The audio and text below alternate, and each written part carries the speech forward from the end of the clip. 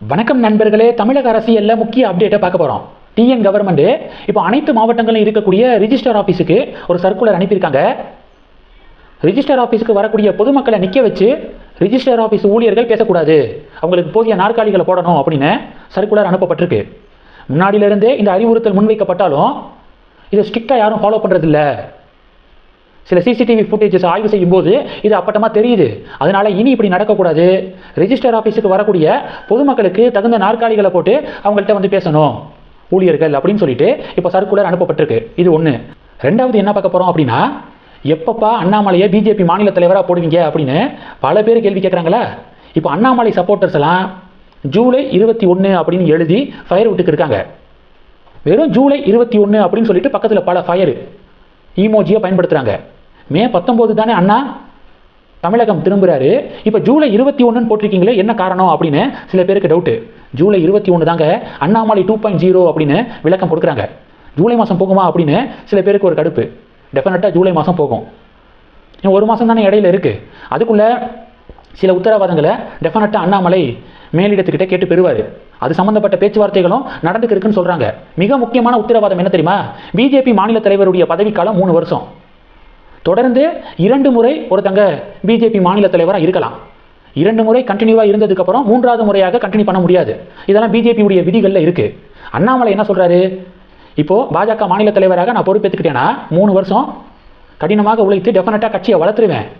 3 வருஷத்துக்கு அப்புறம் என்னையை நீக்கிட்டு வேற யாரையாவது புதுசாக அப்பாயிண்ட் பண்ணிங்கன்னா கஷ்டப்பட்டு 3 வருஷம் நான் உழைத்ததெல்லாம் வேஸ்ட்டாக போயிடும், கட்சியுடைய வளர்ச்சியை ட்ராப் பண்ணிடுவாங்க. அதுதானே நடந்துச்சு. 2024 வரைக்கும், 21லேருந்து 24 வரைக்கும் எப்படி பர்ஃபார்ம் பண்ணியிருந்தேன். 25ல் என்னையை நீக்கிட்டு நைனாரை போட்டிங்க. இப்போ கட்சி நிலைமை என்ன? அப்போது என்ன உத்தரவாதம் வேணும்னா, அட்லீஸ்ட் 2 முறை இல்லை 3 முறை பிஜேபி மாநில தலைவராக நான் தொடர்ந்து சர்வ் பண்ணணும். தொடர்ந்து பாஜக மாநில தலைவர் பதவியில் 2 டேர்ம் இல்லை 3 டேர்ம் இருக்கணும் அப்படின்னு அண்ணாமலை சொல்கிறாராம்.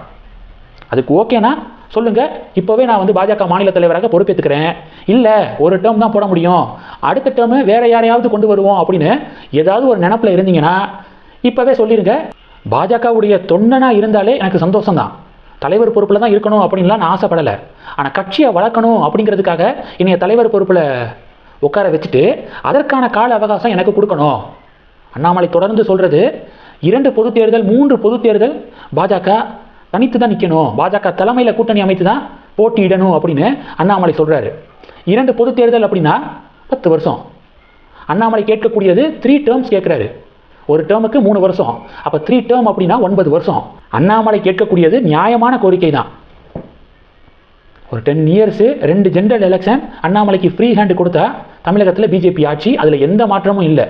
அதை தான் இப்போ கேட்டுக்கு இருக்காரு. இந்த பேச்சுவார்த்தையெல்லாம் கம்ப்ளீட் ஆகிறதுக்கு டெஃபினட்டாக 40-45 நாள் எடுக்கும். ஏன்னா டெல்லி மேலிட தலைவர்களும் பிஸியாக தான் இருக்காங்க. மோடி, அமித்ஷாலாம் பல துறைகளை மேனேஜ் பண்ணுறாங்க, பிஸியாக இருப்பாங்க. ஸோ இடையில கேப் கிடைக்கும் போது தான் இந்த பேச்சுவார்த்தை சைட் பை சைடாக போய்க்கு இருக்கு. அதனால் எப்படியும் ஜூலை மாதம் எடுக்கும். அண்ணாமலை அவர் விரும்பக்கூடிய உத்தரவாதத்தை கேட்டு பெற்று அவர் நினச்சதை சாதிப்பார் அப்படிங்கிற நம்பிக்கை இருக்குது. 3வது என்ன அப்படின்னா, டிவிகே மினிஸ்டர் நிர்மல்குமார் இருக்கார்ல, அவர் திருப்பரங்குன்றம் போயிருக்காரு. எப்போதுமே திருப்பரங்குன்றத்தில் பார்த்தீங்கன்னா 12:30 மணிக்கு, மதியானம் 12:30 மணிக்கு உச்சிகால பூஜை நடந்து 12:45 நிறைய சாத்திடுவாங்க. ராஜகோபுரத்தின் கீழ் உள்ள மண்டபத்தில் இருக்கக்கூடிய பெரிய கதவுகள் க்ளோஸ் ஆயிரும். எப்போதுமே இதுதான் ரொட்டீன். தாவேகா அமைச்சர் நிர்மல்குமார் திருப்பரங்குன்றம் கோவிலுக்கு போயிருக்காரு. 12:45 எப்போது நடைய சாத்திடுவாங்கன்னு சொன்னேன்ல. மினிஸ்டர் போகும்போது மணி 1, மினிஸ்டருக்காக நடைய சாத்தாமல் வச்சுருந்துருக்காங்க. உள்ளே போய் சாமியெல்லாம் கும்பிட்டு அவர் வெளியில் வரும்போது 1:15 மணி. அதன் பிறகு நடை சாத்தப்பட்டிருக்கு. என்னதான் நீங்கள் மினிஸ்டராக இருந்தாலும் ஆகம விதி அப்படின்னு ஒன்று இருக்குல்ல, அதன்படி தானே கோவில் நடக்கணும். உங்களுக்காக அதை வந்து மீறுறதா அப்படின்னு சொல்லிட்டு இப்போ பெரிய டிபேட் நடக்குது. மாற்றம் தரோம் அப்படின்னு சொல்லி ஆட்சிக்கு வந்திருக்கீங்க. ஆனால் இப்போ நடந்தது திமுக ஆட்சியில் நடந்தது ரிப்பீட் ஆயிருக்கு. திமுக ஆட்சியில் இது மாதிரியான விஷயங்கள் சர்வசாதாரணமாக நடக்கும். அதே தான் மறுபடியும் தொடருது. இதுக்கு பேர் தான் மாற்றமா அப்படின்னு பாஜக காரங்க கேள்வி கேட்குறாங்க. பெரிய பரபரப்பை ஏற்படுத்தியிருக்கு இந்த விவகாரம்.